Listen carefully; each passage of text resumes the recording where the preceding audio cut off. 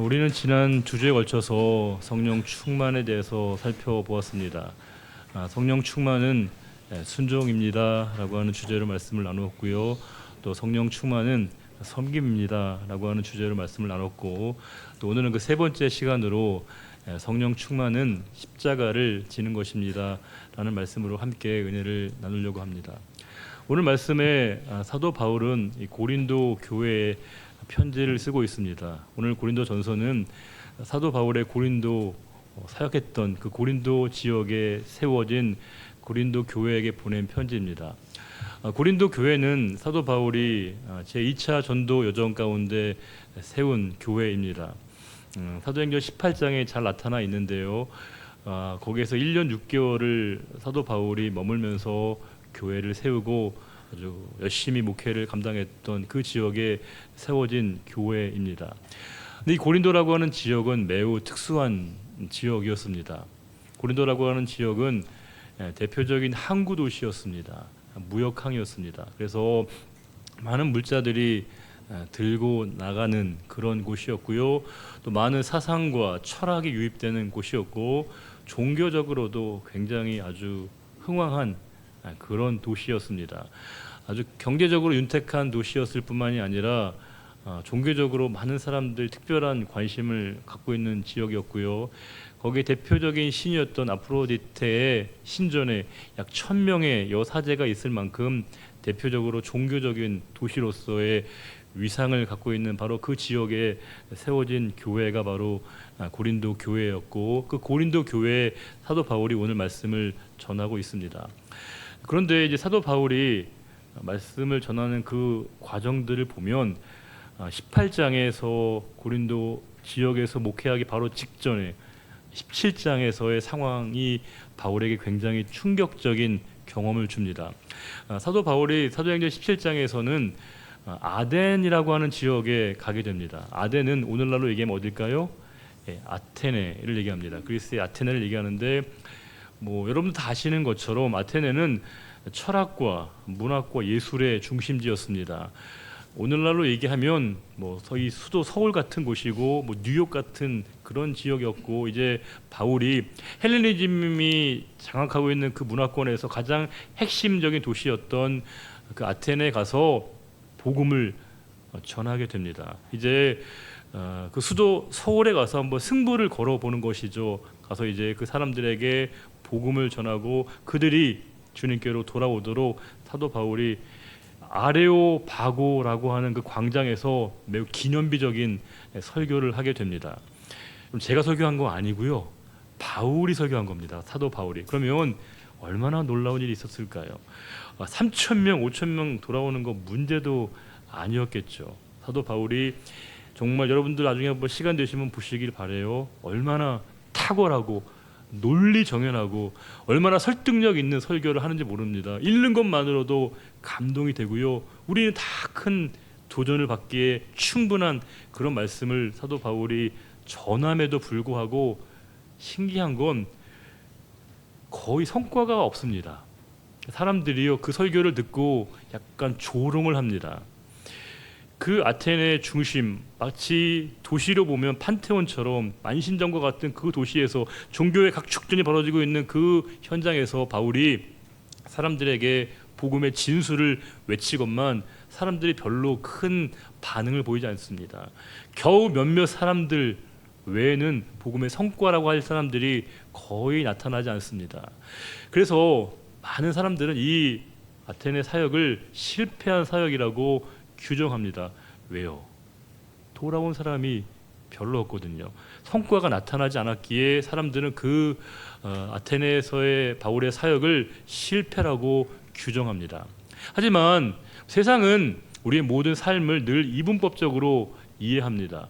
성공과 실패라고 하는 두 가지 기준으로 우리의 삶을 재단할 때가 많습니다. 그런데 뜻밖에도 우리도 그와 같은 공식의 논리에 동의할 때가 많습니다. 우리의 삶은 성공과 실패라고 하는 두 가지 잣대와 평가의 기준으로만 규정될 수 있는 것입니까? 하나님의 일은 그렇지 않습니다. 하나님은 우리 인간의 성공과 실패의 기준을 뛰어넘습니다. 심지어 하나님은 우리 인간의 실패처럼 보이는 일들을 뛰어넘어서 하나님의 일들을 이루십니다. 그러하기에 우리에게는 세속적인 기준으로서의 성공과 실패가 아니라 하나님의 뜻이 이루어지는 성취가 중요합니다. 하나님은 우리의 삶에 실패처럼 보이는 그 일들을 통해서도 하나님의 일들을 이루십니다. 우리에게 중요한 것은 하나님의 뜻이 이루어지는 것입니다. 여러분의 삶도 마찬가지 아니겠습니까? 저와 여러분의 삶에도 무수히 사람들은 우리의 삶을 실패라고 낙인 찍는 일들이 얼마나 많은지 모릅니다. 실패자라고 우리를 조롱하는 일들이 얼마나 많은지 모릅니다. 그러나 하나님은 우리의 실패처럼 보이는 그 일들을 재료로 삼아서 하나님의 일들을 이루십니다. 실패처럼 보이는 그 일들을 통해서 당신의 뜻을 이루어 가십니다. 그러하기 우리에게 중요한 것은 하나님의 뜻의 성취입니다. 십자가는 철저한 세상의 기준으로 보게 되면 실패입니다. 그러나 그 십자가를 통해서 주님은 인류 구원의 문을 여셨습니다. 사도 바울이 그 아테네에서의 경험은 사도 바울에게 많은 교훈을 주었을 겁니다. 인간의 논리와 지성으로만의 사람이 바뀔 수 없다는 것을 사도 바울이 완벽하게 이해하게 되었습니다. 사도 바울의 인생에서 가장 분기점이 된 사건이 있었다면 무엇일까요? 사도 바울의 삶을 양분할 수 있는 가장 중요한 변곡점이 된 사건이 있다면 무엇일까요? 그것은 아마 당연히 다메섹 체험일 것입니다. 다메섹 체험은 사도 바울의 삶을 완전히 바꾸어 놓았습니다. 그가 그렇게 미워하고 증오하고 핍박했던 그리스도와 그리스도를 따르는 그리스도인들에게서 그는 사도 바울이 그리스도를 만난 이후에 완전히 바뀌게 됩니다. 그가 증오하고 핍박했던 예수 그리스도를 평생의 주인으로 고백하게 됩니다. 완전한 존재의 변화를 바울이 경험하게 된 겁니다. 자, 그러면 여러분 생각해 보세요.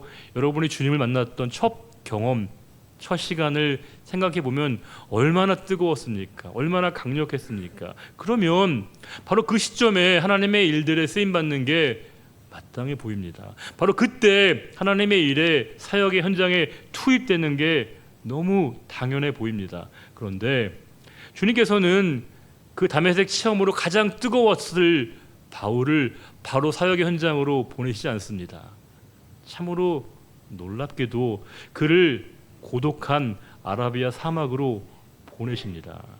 그 아라비아 사막에서의 사도 바울의 행적은 거의 기록되지 않습니다. 한 줄로, 한 단어로만 표현되고 있습니다. 그는 다메섹에서의 주님을 만났던 가장 뜨거운 성령 충만했던 경험을 뒤로하고 다메섹을 떠나서 아라비아 사막에서 고요한 고독한 3년의 시간을 보내게 됩니다. 우리에게 참 이해가 될 수 없습니다. 왜냐하면 가장 뜨겁고 가장 열정적이었던 그 시간에 바로 투입되어져서 사역을 감당하는 게 마땅해 보이건만 주님은 그를 아라비아 사막에 보내셔서 철저하게 그를 영적으로 훈련시키십니다. 뜨거운 건 중요한 것입니다. 열정을 갖는 건 대단히 필요한 것입니다. 그러나 하나님의 일들을 하기 위해서는 영적 담금질이 필요합니다. 뜨거움만 가지고 일을 할 수 있는 게 아닙니다.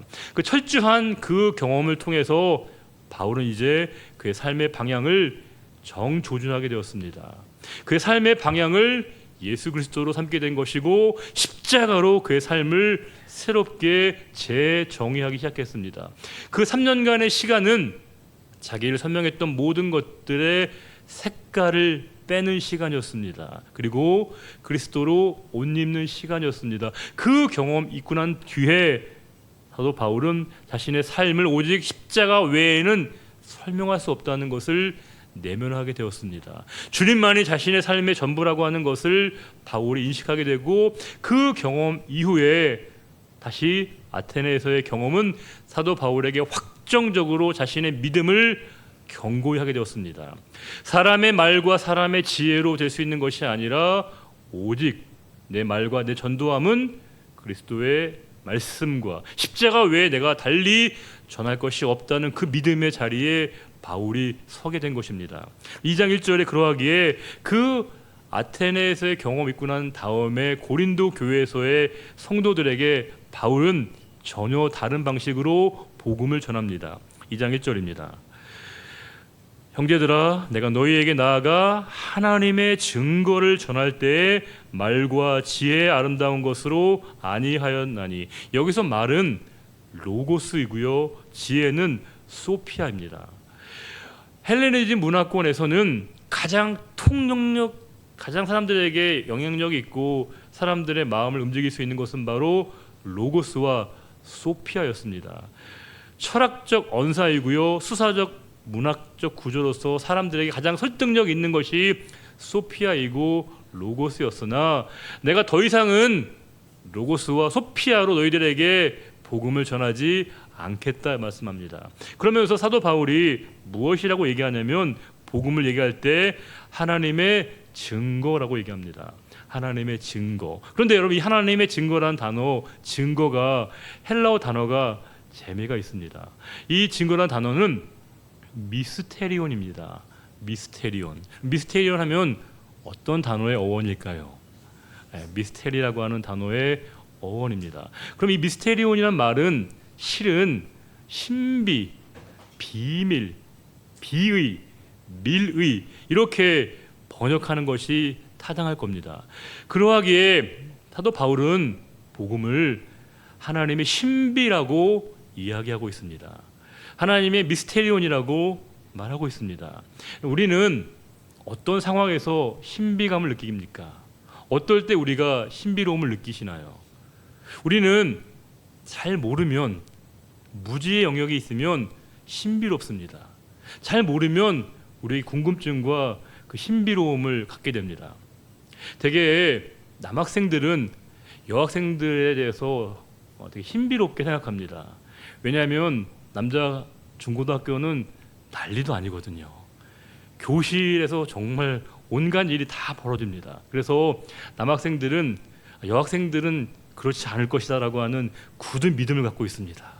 여학생들의 교실은 조용하고 늘 음악이 흐르고 항상 좋은 말들만이 오고 할 것이라고 늘 믿고 있는데 모르니까요.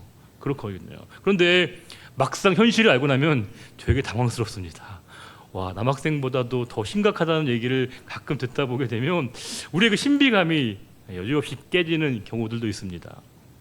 우리는 미지 영역에 대해서 신비감을 갖게 됩니다. 무지 영역에 대해서 우리가 신비의식을 갖게 됩니다. 일전에 한번 말씀드린 것처럼 제가 제 인생에서 가장 큰 잘했다라고 생각되어진 일이 뭐냐면 제가 그 스쿠버를 했던 경험이거든요. 사실은 저는 물을 되게 두려워하는 사람이었고 그때는 수영을 잘 못했던 시기였는데 제가 묵었던 그곳에서 그 본부장님이 저한테 계속 독려를 하는 겁니다. 해보시라고, 스쿠버 하면 너무 좋다고 막 자꾸 저한테 독려하시고 권하시는데 저는 너무 두려워서 바다 밑에 들어간다는 게 엄두도 안 나서요 못 가겠다고, 안 가겠다고 계속 그분에게 요청을 제가 거절했습니다. 하도 거절하니까 그분이 저한테 그러시더라고요. 이것도 못하는데 무슨 목회를 하겠냐고. 제가 이게 목회랑 무슨 관계가 있나 싶은 생각은 들었지만 그분의 말씀을 제가 받아들여서 오픈워터 과정에 등록을 하고 마침내 자격증도 따긴 땄습니다. 근데 와, 이런 물 밑에 들어가 보니까요 진짜 너무 두려웠거든요. 어떤 일이 있을지, 어떤 게 있을지 두려웠기 때문에 꺼려졌는데 가 보니까 와, 세상에 정말 신비로운 일들이 벌어지고 있었고요. 모든 거 하나하나가 다 감탄을 자아내는 곳이었습니다. 비가 오는 날 이렇게 위를 보게 되면 진짜 감동입니다. 물 밑에서 이 빗물이 떨어지는 모습을 보게 되면 경이롭기가 그지없습니다. 와, 안 했으면 어떨까 싶을 만큼의 큰 감동을 받았던 경험이 있습니다. 우주도 마찬가지입니다. 저는 하늘에 대해서 관심이 있고 천체에 대한 관심이 어느덧 생겨서 책도 좀 찾아보고 글도 좀 읽고 자료도 읽으면서 물리학에 대한 기본적인 아주 소박하지만 지식도 좀 접하고 천체 물리학을 좀 접하면서 정말 그 대가들의 그 세계가 보여주고 있는 그 우주의 광대함을 보면서 매번 감동을 받습니다. 그 우주의 크심 앞에 우리 인간이 얼마나 작고 미미한 것인가를 깨닫거든요. 제가 이렇게 하늘을 바라보고 천체를 바라본 걸 하도 좋아하니까 집사람이 저한테 그러더라고요. 나중에 은퇴하면 좋은 천체 망원경을 사주겠다고 집사람이 약속했습니다. 전 속으로 제가 알아서 하겠다고 제가 하긴 했거든요. 그런데 왜냐하면 그 세계를 바라볼 때, 그 미지의 영역을 바라볼 때 감동 있고 경이로움이 있습니다. 그러나 신비는 거기에만 머무르지 않습니다. 여러분, 제가 이렇게 얘기하니까 여러분들 어떤 생각이 듭니까? 나도 한번 가봐야 되지 않나, 그런 마음이 들지 않습니까? 이 마음 뭘까요? 신비로움은 누군가에게 그것을 전하고 싶은 마음을 갖는 것입니다. 알려주고 싶은, 소개하고 싶은, 전해주고 싶은 그 마음을 갖는 것입니다. 바울은 지금 그리스도의 말씀, 복음을 하나님의 신비라고 얘기하고 있습니다. 근데 그 신비를, 미스테리움을 사람의 말과 사람의 지혜가, 즉 로고스와 소피아가 아니라 전혀 다른 방식으로 너희들에게 전해주겠다, 이렇게 얘기합니다. 2절에 내가 너희 중에서 예수 그리스도와 그가 십자가에 못 박히신 것 외에는 아무것도 알지 아니하기로 작정하였습니다.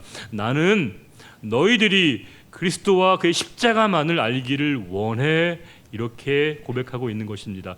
여기 알다는 말이 오이다입니다. 헬라어로 알다는 말은 오이다와 기노스코로 나눠지게 됩니다.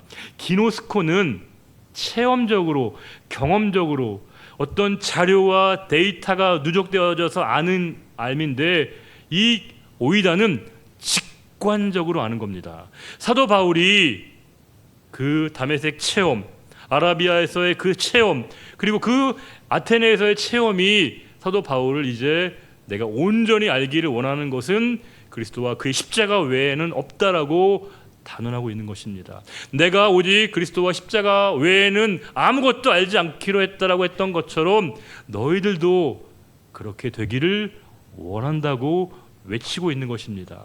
사도 바울이 외치고 있는 것은 예수 그리스도와 그 십자가만을 외치고 있는 것입니다. 너희들이 오직 그리스도와 그 십자가만을 알기를 원하다, 이런 외침을 사도 바울이 하고 있는 겁니다. 그러면서 3절에 이렇게 얘기합니다. 3절도 같이 한번 읽어볼까요? 내가 너희 가운데 거할 때에 약하고 두려워하고 쉼이 떨었노라. 사실 논리 구조로 보면요, 이 말은, 이 표현은 필요가 없는 겁니다. 왜요?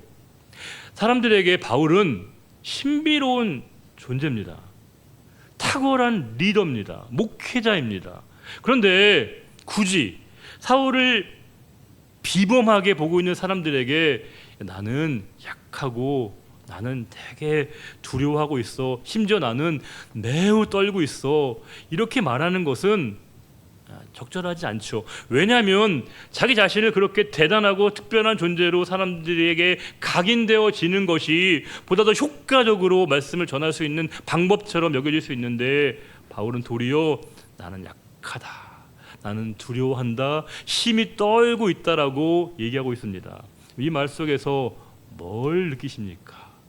바울의 약함과 무능함과 바울의 연약함만을 우리가 발견하십니까? 믿음은 실은 자신의 부족함을 인정할 수 있는 용기를 말합니다. 나의 부족함과 무지함과 나의 연약함과 흔들림을 받아들일 수 있는 것이 믿음입니다. 얼마 전에 방송되었던 나는 신이다라고 하는 프로그램이 사회적으로 큰 반향을 일으켰습니다. 보면 너무 황당하기 이를 데 없거든요. 와, 어떻게 사람들이 그런 말과 행동에 그렇게 속수무책으로 넘어질까 싶은데, 그 사이비들의 교주들의 일관된 특징은 뭐냐면 자신을 비범하게 여기게 만듭니다. 나는 어떤 갈등도 고민도 자신 안에 내적 갈등 상태가 전혀 없는 완전 무결한 모습으로 사람들에게 각인시킵니다. 그러니까 사람들에게 뭘로 보이기 원하냐면 자기가 마치 신인 것처럼 보이기 십상이라는 겁니다. 그러나 저는 그들의 그런 모습 때문에 오히려 웃음이 납니다.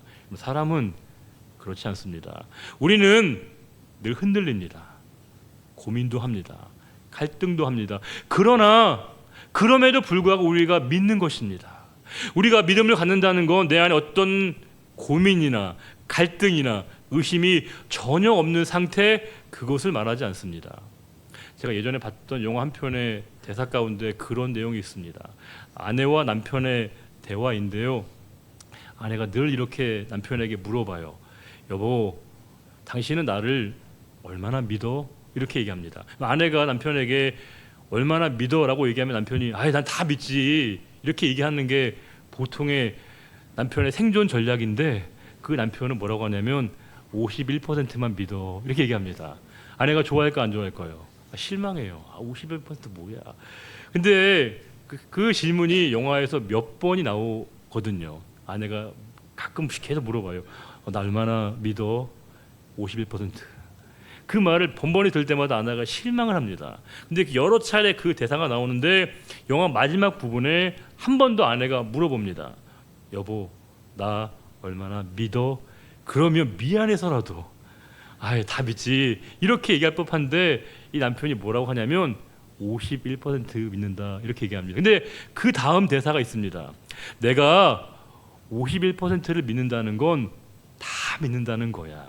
내가 누군가에게 49%를 믿는다는 건 전혀 못 믿는다는 거야. 이렇게 얘기합니다. 와, 놀라운 철학적인 얘기가 나옵니다. 우리는 내 안에 갈등과 고민이 전혀 없고 의심이 전혀 없기에 내가 믿는 게 아닙니다. 우리는 늘 흔들립니다. 두렵기도 합니다. 때론 내 상황을 받아들이기가 어려울 때도 있습니다. 그럼 흔들리지 않는 나침반은 버려야 합니다.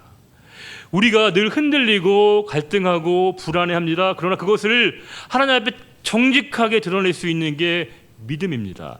바울은 지금 자신을 특별하게 비범하게 받아들이고 있는 그 사람들 앞에서 나는 두려워하고 있어. 너희들처럼 똑같이 내가 불안해하고 있기도 하고 나는 심히 떨고 있기도 해. 자신의 연약함을 사람들에게 솔직하게 이야기해 주고 있습니다.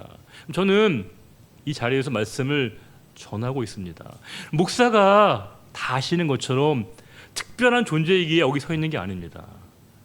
약하기에 부족하게 역설적으로 하나님이 부족한 종을 통해서 하나님의 말씀을 전하심으로써 목사를 통해서 전해지는 목사의 설교가 아니라 하나님의 말씀일 때만이 그 말씀이 영적 감화력을 일으킨다는 것을 우리 모두에게 알게 하신다는 거예요. 그럼 제가 모든 예배 끝나고 난 다음에 설교하고 마치고 난 다음에 제가 언제나 자리에 돌아가서 항상 하는, 정말 단 한 번도 빠지지 않고 하는 그런 기도가 있습니다. 하나님, 제가 전하고 난 다음에 저라고 하는 개인이 아니라 하나님의 말씀이 기억나게 해달라고.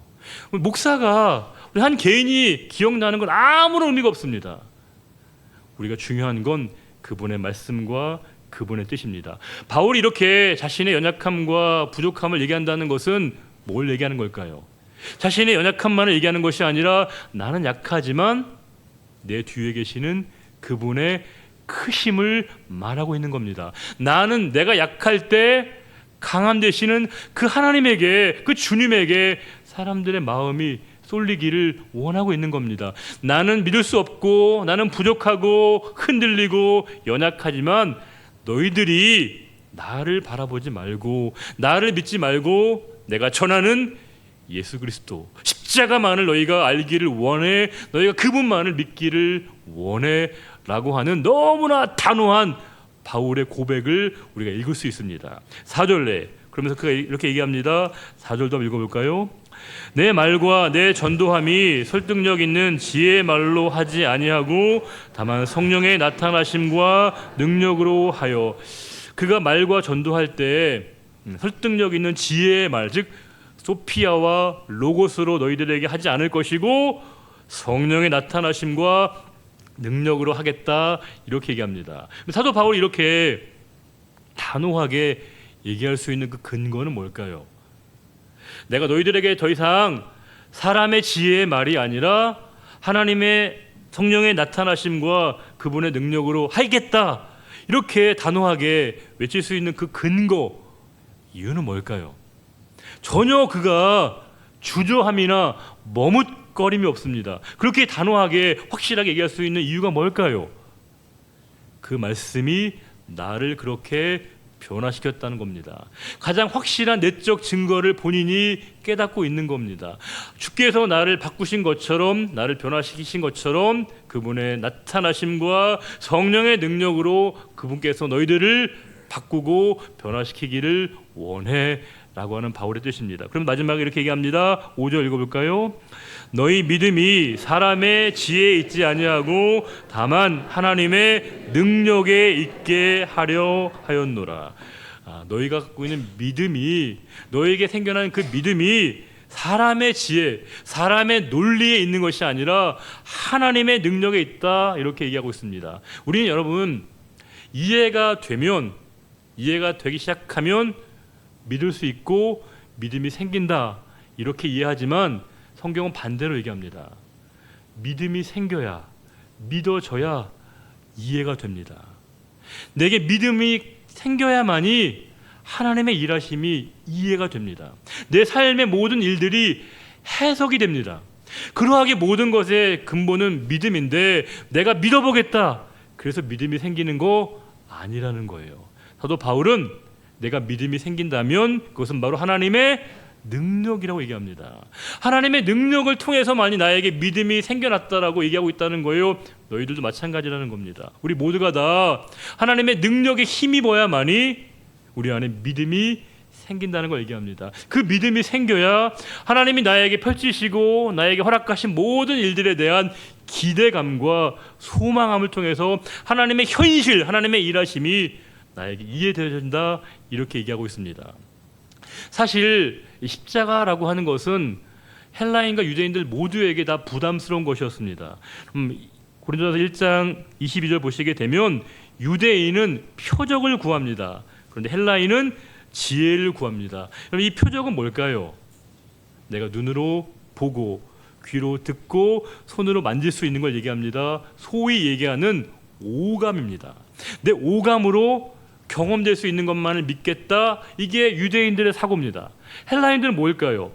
지혜를 찾는다는 겁니다. 이 지혜는 뭘까요? 논리입니다.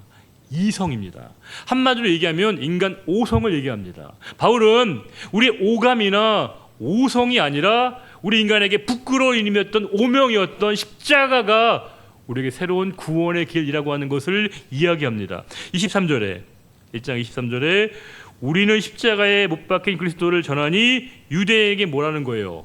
거리끼는 것이고 이방인에게는요 미련한 것이지만 14절에 오직 부르심을 입은 자들에게는, 모든 자들에게 그리스도는 하나님의 능력이고 하나님의 지혜라고 이야기하고 있습니다. 바로 그리스도가, 그분의 십자가가 우리에게 구원이고 하나님의 능력이 나타난다고 얘기하고 있습니다. 십자가는 아픔과 고통과 우리에게 상처의 상징만이 아니라 십자가는 구원과 회복과 치유와 화해라고 하는 것을 사도 바울이 알고 그것이 바로 하나님의 능력이고 하나님의 신비라고 하는 것을 얘기하고 있습니다. 누군가에게 십자가는 거리끼는 거예요. 머뭇거리게 만드는 겁니다. 미련해 보이고 어리석게 만드는 겁니다. 그렇게 보이는 거예요. 그러나 바울은 그 십자가야말로 나를 변화시키시고 나를 새롭게 하시는 하나님의 지혜이고 하나님의 능력이 된다라고 이야기하고 있는 것입니다. 십자가는 관찰과 관조의 대상만이 아닙니다. 십자가는 바라보는 것으로 끝나는 게 아닙니다. 십자가는 내가 직접 짊어져야 됩니다. 십자가는 내가 직접 감당할 때 하나님의 지혜와 하나님의 은혜가, 하나님의 능력이 우리에게 나타나게 되는 것입니다. 그 사실을 사도 바울이 자신의 삶으로 입증해내고 있습니다. 우리 1장 18절 말씀, 십자가의 도가 멸망하는 자들에게는 미련한 것이고 구원을 받는 우리에게 하나님의 능력이라는 그 말씀을 다 같이 함께 읽으시면서 우리에게 주시는 하나님의 뜻을 마음에 새기기를 바랍니다. 1장 18절입니다. 십자가의 도가 멸망하는 자들에게는 미련한 것이요 구원을 받는 우리에게는 하나님의 능력이라. 아멘. 하나님 아버지, 인간의 오감과 오성이 아니라 가장 오명스러운 부끄러운 이름이었던 십자가가 사도 바울의 삶의 가장 큰 하나님의 지혜이고 하나님의 능력이라고 고백했던 것처럼 그 고백이 우리의 고백이 되기를 원합니다. 우리는 오직 그리스도와 십자가 외에는 전할 것이 없습니다. 우리의 삶을 바꿀 수 있고 변화시키셨던 것은 오직 십자가의 은혜입니다. 십자가의 은혜로 말미암아 저희가 대속의 은혜로 생명을 소유하게 되었습니다. 십자가를 통해서 주님의 사랑의 깊이와 넓이와 높이를 알게 되었습니다. 주님, 이 사랑을 전하는 저희들의 삶이 되게 하여 주옵소서. 저희가 사람의 말과 사람의 지혜가 아니라 하나님의 능력과 하나님의 지혜 가운데 성령의 나타나심으로 말미암아 이 복음을 전하는 우리의 삶이 되게 인도해 주옵소서. 때론 우리가 너무나 자주 넘어지고 흔들리고 좌절하고 절망할 때가 있지만 다시금 우리를 일으켜 세우시는 주님을 바라보고 믿음의 자리에 설 수 있는 우리 모두가 되기를 바라며 언제나 우리와 함께 하시고 우리의 믿음의 주여 온전케 하시는 우리 주님 예수 그리스도의 이름으로 기도드립니다. 아멘.